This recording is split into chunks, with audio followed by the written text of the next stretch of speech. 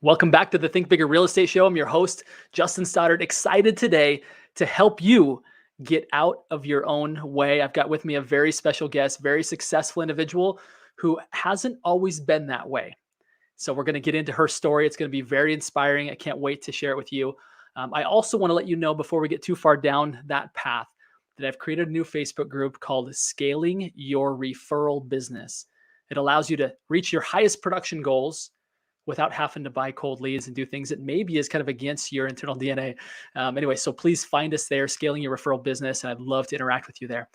Back to today's guest. Her name is Connie Alexander Jacks. She's out of Birmingham, Alabama. Connie, it's such a pleasure to have you on the show. Thank you for joining us today. Yeah, absolutely. Thank you for having me, Justin. I've been a fan of yours, watching your Instagram profiles. The homes that you highlight are absolutely gorgeous. And you do an incredible job of marketing. So again, anybody that's watching this, if you're not yet following Connie Alexander Jacks on Instagram, go do that. She does a fantastic job. It's really a great model for you to see, like, this is what gets people's attention. So well done. Thank you very much. Now, tell us a little background on you, Connie. How long have you been in the real estate industry? I actually got my license in 1999 while I was in college and started selling houses at a very early age.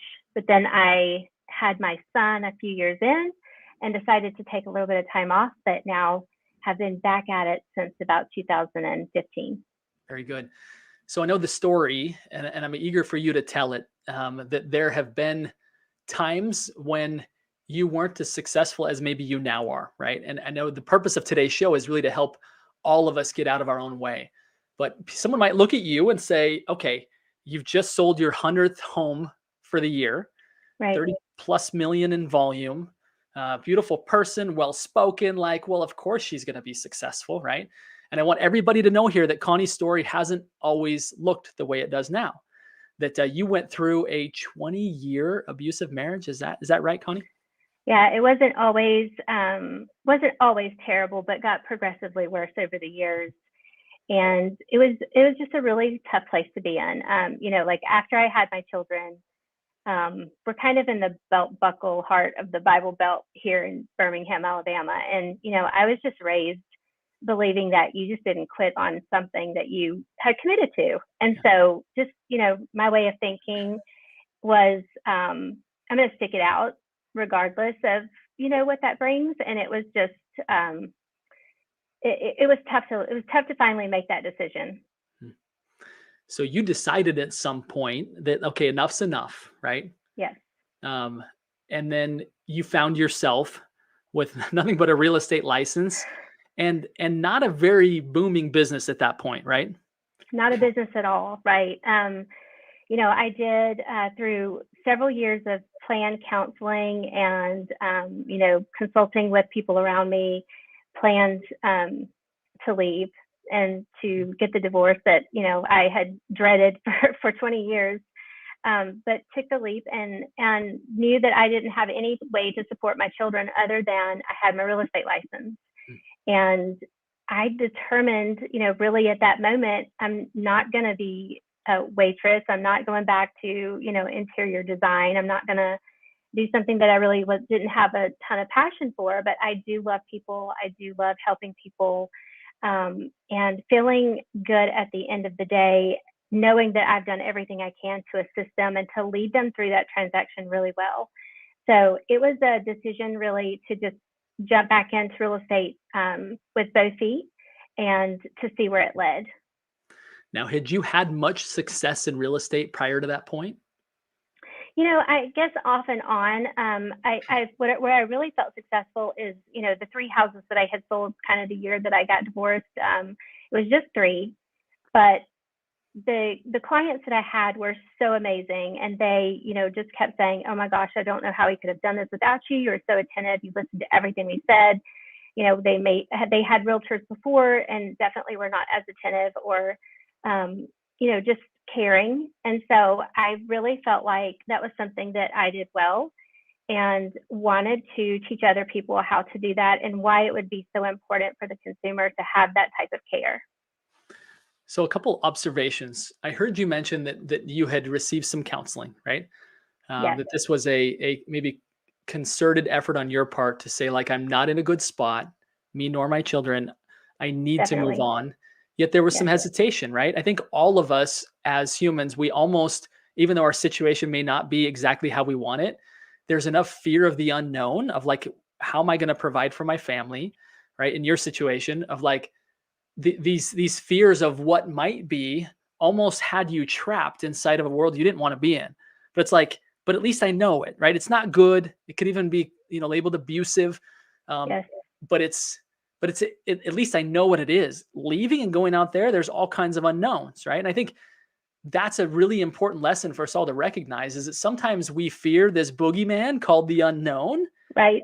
even more so than the real boogeyman, which is the not so good situation we're in right now. How did you, beyond maybe just getting some additional outside perspective and help, how did you move past that to where you had the faith and the courage to say, look, I don't care what the unknown is, it's got to be better than this?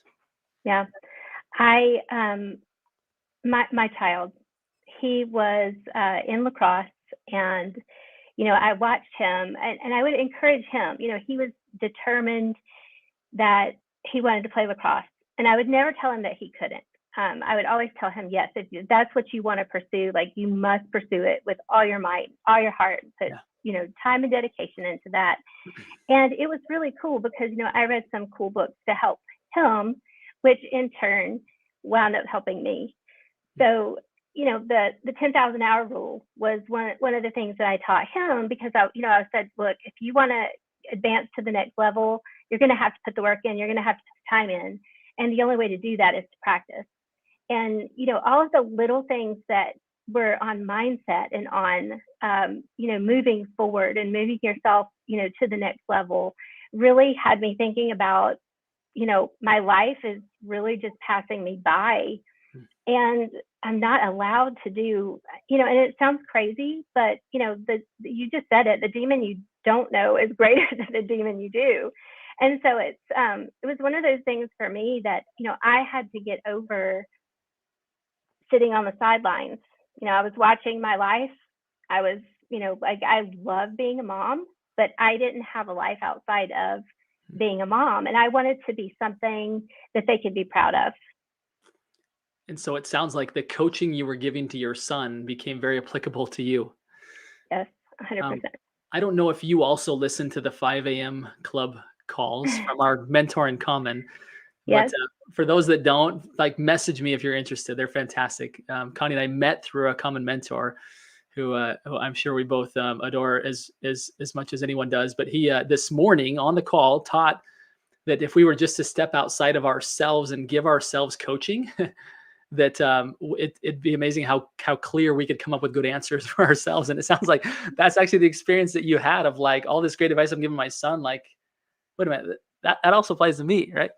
It certainly does, and that it started there as well. I started listening to that call probably in 2018, and I could tell, like, that is when my business changed, when my mindset changed. Like, I was already starting, and on the right path, I felt like, and on a good path. But boy, I mean, that really set me in a totally different trajectory, I feel like. Yeah, so good. All right, let's fast forward a little bit. Obviously, you took that leap. You're out on your Yes, own, right? yes, Now, one tendency that we have as human beings is that when we start moving forward, we tend to take a couple different things and we pile them into today. We take the fear of tomorrow and we pile it into today.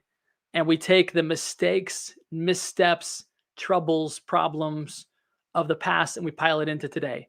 And we wonder why we don't have confidence, right?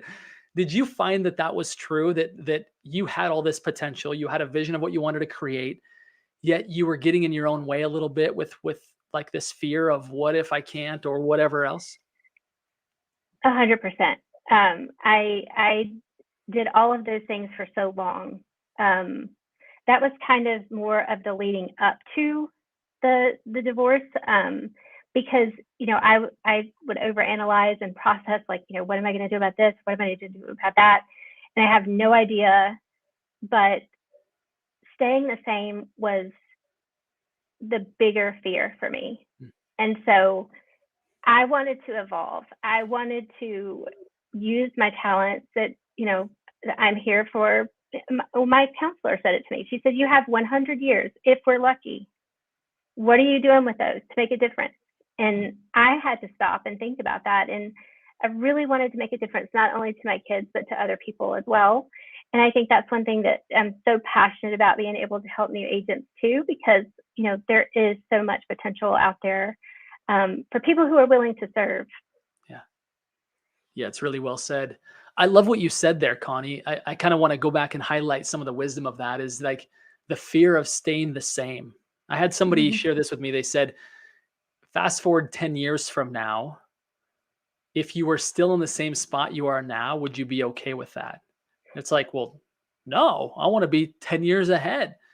Well, it's like, well, what's stopping you then from making those big steps towards creating that 10-year goal this year, right? Like, what are you waiting Yes. for? Because the reality Yes. is 10 years actually never comes, because you're always 10 years away from 10 years, right? And I think sometimes we get in the habit of that, of like, oh yeah, that's my 10-year goal. It's always my 10-year goal. It's the same goal, right? It's like, well, that's the big problem, is us not progressing and not moving forward. Any insight on how you kind of connected with that on a daily basis? That fear of not of like the what ifs, the scary what ifs, but like, no, I'm just afraid I'm going to be the same person and not actually progress and grow. Like, was there some sort of like tactical advice that really helped you, or some strategy that you employed that really kind of allowed that to live really clearly in your mind, so much that it overshadowed, right, the other voice that was, the kind of the boogeyman's out there? Yeah, one of the really cool things that I ran across was a 5-year journal, and it allowed me to journal just a little bit. So it was all on one page. So if you opened it up, it would be 2018, 2019, 2020, 21, and they were all side by side. And so you just write just a smidge of 10 sentences in a tiny little column, but you could see them side by side progressively. And when I started this process, years again, like I could look back and go, oh wow, last year this time this is what we did. And then first it started out as, oh, my kids went to the pumpkin patch today, or oh, we visited and picked up this or did that. And it was really for them just to kind of like be able to glimpse back. But then it evolved into being something so much more than that. And I have to say that just being able to see side by side every single day, just something from last year, or how we've grown, it made me want to take those 10-year goals or 5-year goals and condense it down to how can I do it all this year, which is something that scared me to death. But, our mentor challenged me. And after sending him those 5-year goals, he was like, okay, how can we do that in Q1? So, it changes the way that you think when you start thinking bigger, which, perfect, because it really did challenge me to step outside of my comfort zone and go, how many things can I employ today that I would allow to take me 3 months, but it doesn't need to take me 3 months. It needs to take me 3 hours.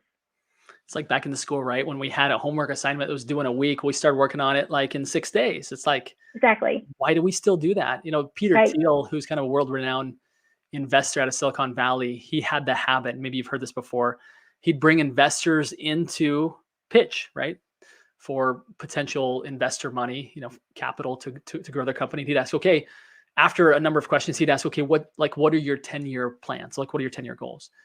And then he would ask the question, I believe it was, okay, how can you do those in the next 6 months? And if they didn't have a good answer, then he wouldn't invest. And it's like he realized that a lot of people do that. They tend to, and you've probably heard this phrase before. I know a lot of real estate agents have, is that work expands to fill the time allowed.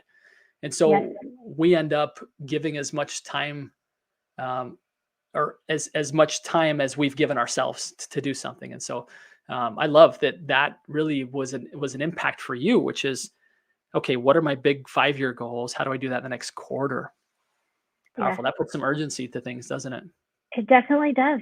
And we're setting some things in motion. So I'm really excited about it. Let's talk a little bit about that. You've obviously you're jumping up to over 100 transactions this year. We still got a couple months left. The year's still cruising. You've gone from a team of 4 to a team of 14. Now, is that in your brokerage or is that on your team? Yeah, so we own the brokerage and we own the team. So we've gone from 4 to 14 just on the team itself. Okay, very cool. So you guys have really scaled up, ramped up. Yes. What's this personal growth path that you've been on? How has that helped you to attract this kind of talent? Like, did you see a correlation there? I do. We try to be as authentic as we possibly can with all of our social media. And so, we put some things out there that are really hard. I mean, this is not an easy conversation to have, right? But what I found in doing so has, attracted more people who have limited beliefs or limited thinking about, why they can't do something. And I actually love to be able to talk to them and understand exactly where it is they want to go, and then show them the possibilities. So I think that just being authentic has really drawn the right people to us and has empowered and enabled them to achieve something that they didn't think they ever would be able to. When you say authentic, describe to us, maybe give us an example of something that you put out. What I understand you saying is that you put out some kind of vulnerability on social media, and as a result, that attracts some attention. Give me maybe an example of something, maybe like it that would help people to kind of get their arms around what it is that you're putting out there. Yeah, so part of that is, my story that you've shared. Mhm. And then also just some of the struggles. One of my children has Asperger's syndrome, and he is a teenager, and just being able to talk to other people that, share similar struggles or share, that understand, like, I'm a working mom, I'm a business owner, and, I've got these 2 beautiful children that, I leave them every day to come to work to serve our community. And it's a pleasure to do so, but there's also challenges behind that as well. So, being able to just show, hey, we're human, we're hard workers, we are really going to work hard for you if we are in your corner. Like, it is our total focus. And to be able to show, the boys that to have that kind of work ethic. And, I love that. Social media tends to be a bit of a highlight reel. I think it's created some real problems in our society, right? As everybody right, thinks that everyone else except for themselves has it figured out. We compare our behind the curtain mess to everyone else's highlight reel, and it's like, man, I messed up. So I love that you do that for a number of reasons. Number one, like you said, it attracts real real conversations, right? Not just real sure, estate conversations, but real conversations. But it also, I think, gives everybody else permission to also be authentic and be like, look, I don't have it all figured out. Like, I got some stuff I'm right, struggling with, and this is really hard. And yeah, I think you're able to impact people and touch people at a different level when you're able to do that. Let's talk a little bit about, Connie, about kind of what your plans are right now. Obviously, you've founded a brokerage. You guys are crushing it this year. You have a heart for helping new agents come into the business and earn 6 figures, which is probably what most people dream of, right? If I'm gonna get in real estate, what's right, your big first year goal? I want to make 6 figures. You've really created right. a system and a process around that. For any agents that's in the Birmingham, Alabama area, like, listen up, folks, because this is Connie's passion. So talk to us a little bit about that, when it's going to be released, and how people get really in contact with you to get access to this that you've built. Sure. So we've started a scholarship program for anyone who's interested in real estate, and we're taking 2 applicants per month.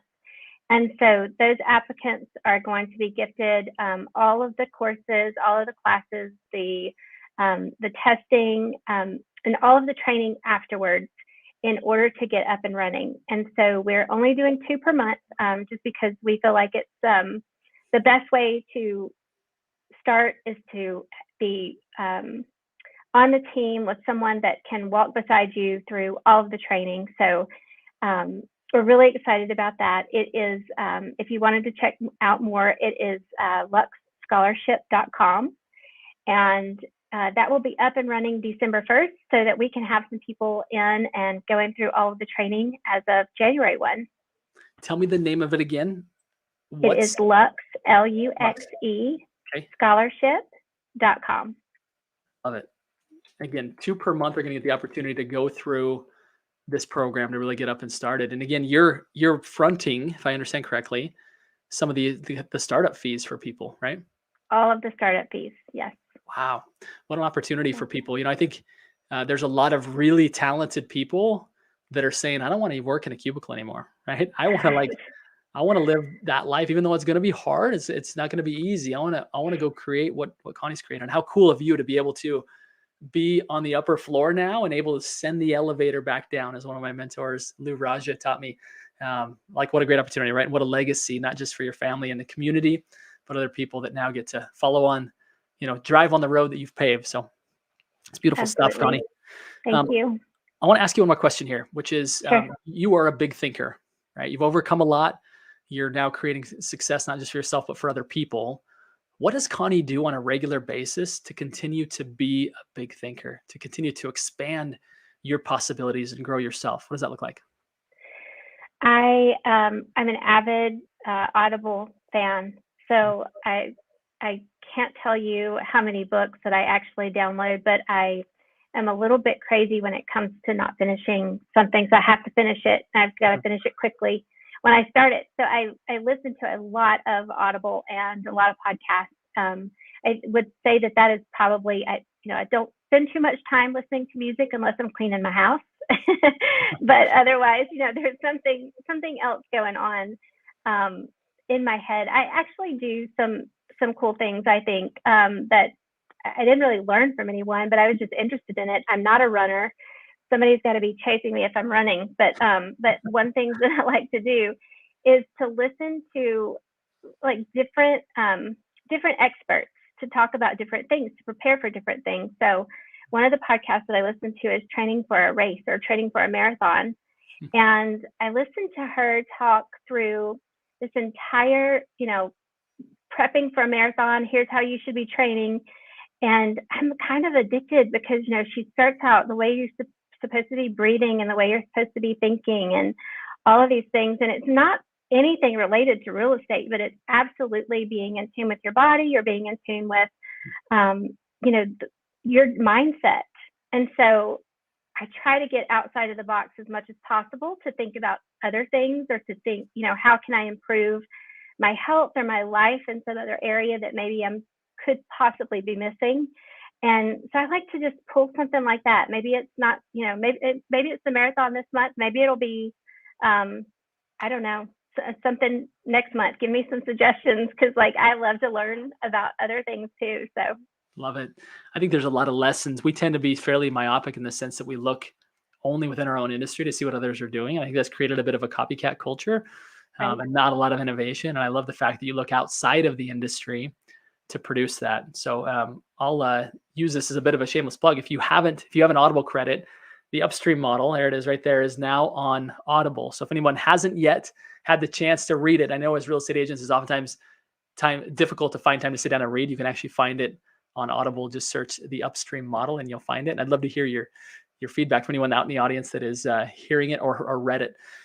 Be great to hear. So Connie, thank you again so much for this opportunity. Spend some time with you, hear your story, and really hear the process and the story through which you overcame difficulty and learn the process of getting out of your own way. It's inspiring to all of us. So appreciate you very much, my friend. Thank you so much, Justin. I appreciate it. And to everyone listening here today, my final request, it's go think bigger. Connie, thanks for helping us do that today, my friend. Thank you. Take care.